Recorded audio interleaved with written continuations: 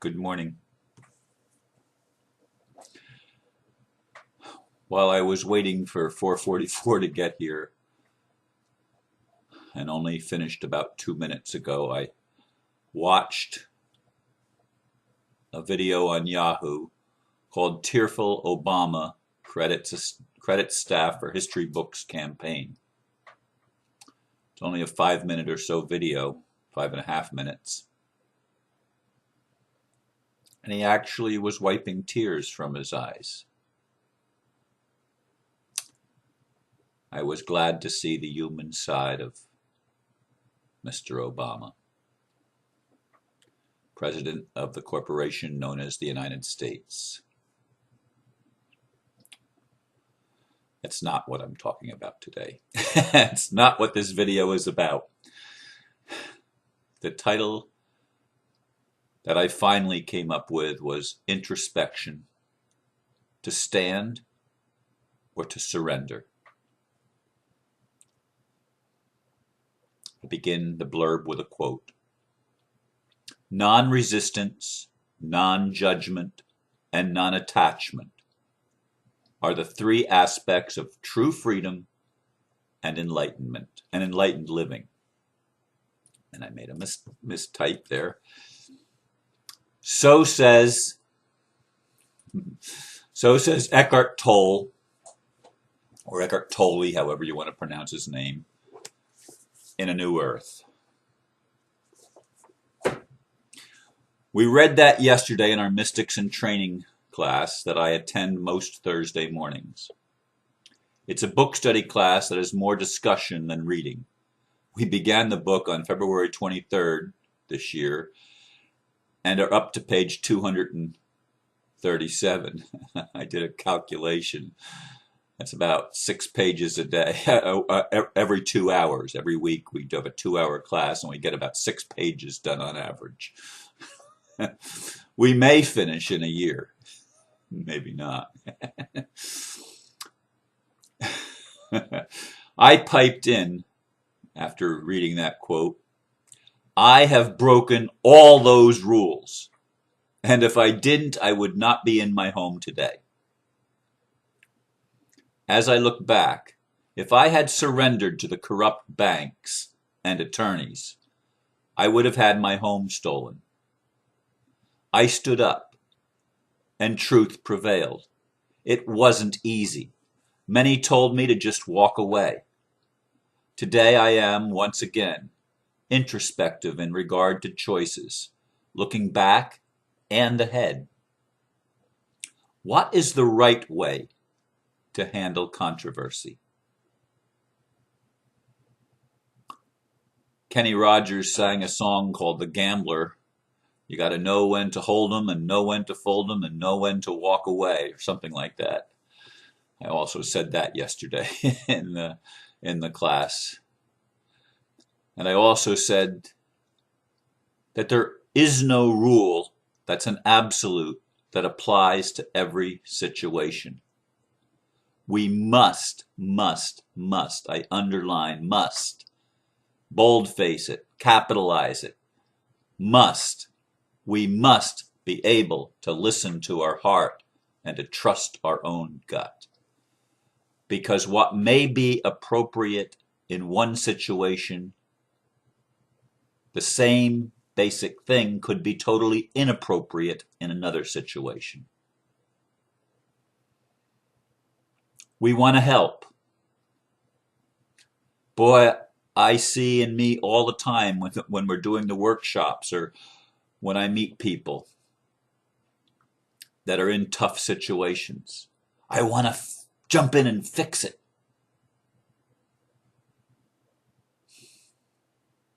Because I'm compassionate.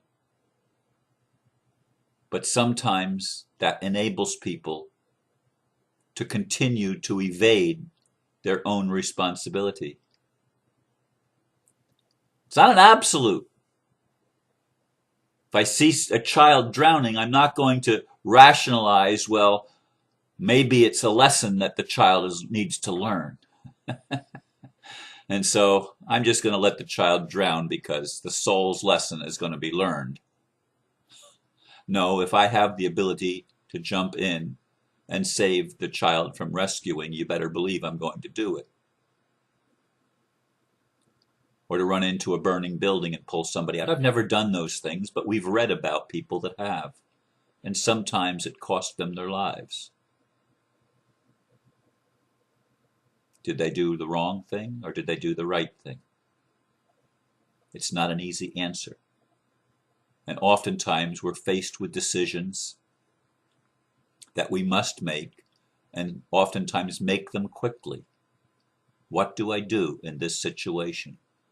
When I see my kids sometimes getting themselves in trouble, I want to do what I can to help and to fix the problem. But sometimes I have to stand back and say, I've got to let them call on their own resources and work it out.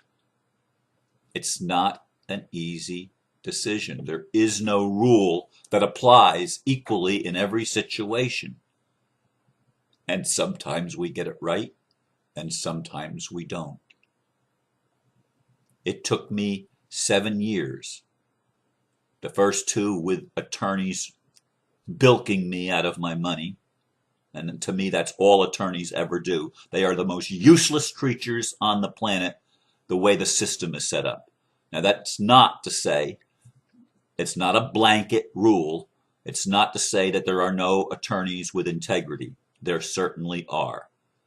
It's not to say that there are no politicians with integrity, as Obama wipes the tear from his eyes. It is to say that the system that we live in is corrupt. And if we exercise what Eckhart Tolle says, non-resistance, okay, this is the system. Nothing I can do about it. It's bigger than I am. And it's not up to me to say that it's wrong. It is what it is. And I got to accept it.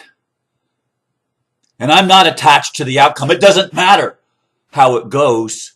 It doesn't matter if they keep war going on and on and on, generation after generation. And they keep stealing from people, lifetime after lifetime, generation after generation, millennium after millennium, on and on and on. It doesn't matter. We're not supposed to resist. We're not supposed to judge. We're not supposed to be attached to the outcome. Bullshit! Sometimes it's the truth. Sometimes it's not. It is not a law. It is not a rule. And there are lots of laws being passed that are unjust laws, including in Russia, including in the Republic. When they pass laws making it a theocracy, that is wrong. It is unconstitutional, and I will resist. I will judge, and I will be attached to the outcome, or not be attached to Russia. I will unattach and detach and walk away. Because fundamentalism is not right, and that's a judgment. Am I God? No. Am I part of God? Yes, and so are you. So are you. And we sometimes need to make hard choices because we are at the crossroads in our development, in our evolution as a human species. We are at the crossroads where we can either have it all destroyed and go up in flames, or go up in mushroom clouds and destroy the earth once again, and only a remnant survives and goes on to the next world, the 6th world, or whatever that is, because the 5th world, the quintessential world, failed as the other 4 before it failed. We're at the crossroads. And we must, hear me, we must resist the corporations. We must resist the banks. We must resist the New World Order run by the Bilderbergers and the Council on Foreign Relations and the Trilateral Commission and all of these Illuminati secret societies that have been going on forever. It's not just conspiracy theory. It's the reality of our world. And non-resistance is not the way we're going to change it. It's not. And non-judgment is not the way we're going to change it. It's not.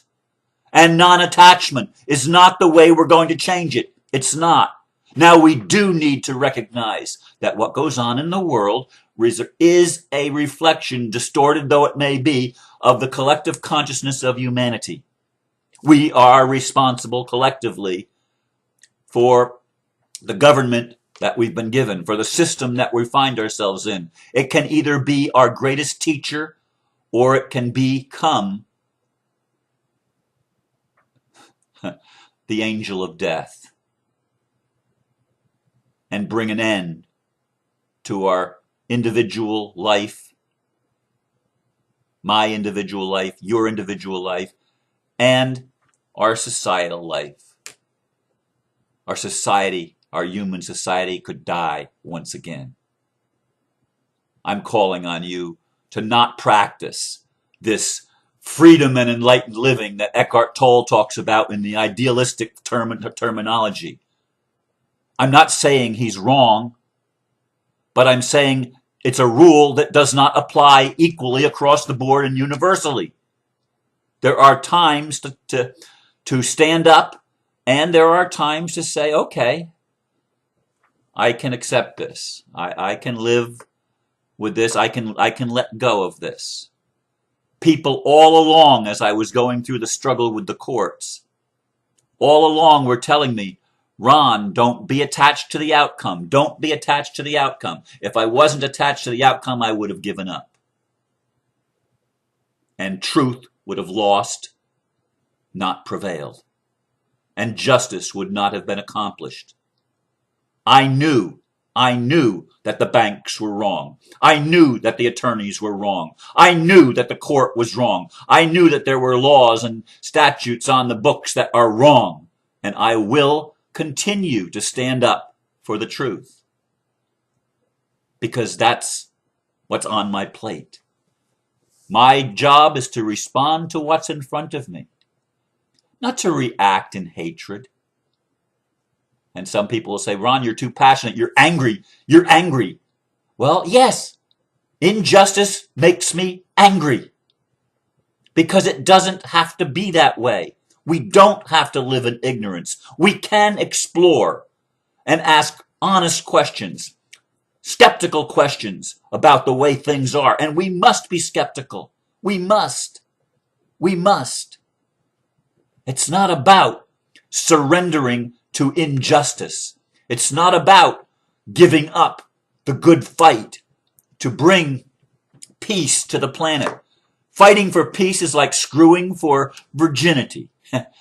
I remember that bumper sticker from a long time ago, or was it somebody's sign in a peace rally?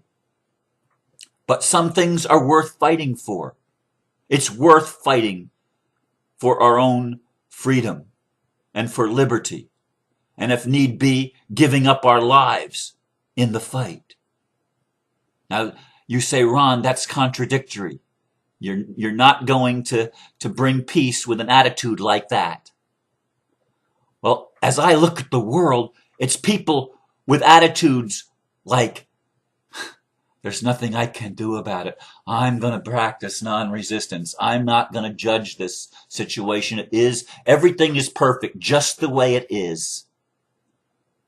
And I'm not going to be attached to it because it doesn't really matter, because at the end of it all, I'm just going to die and go on to the next world, and this world doesn't count. It's just an illusion anyway. Yeah, right. It's just an illusion anyway, albeit a very persistent illusion that we share together.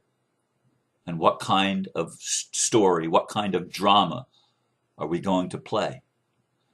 Obama said, I wanted to make a difference.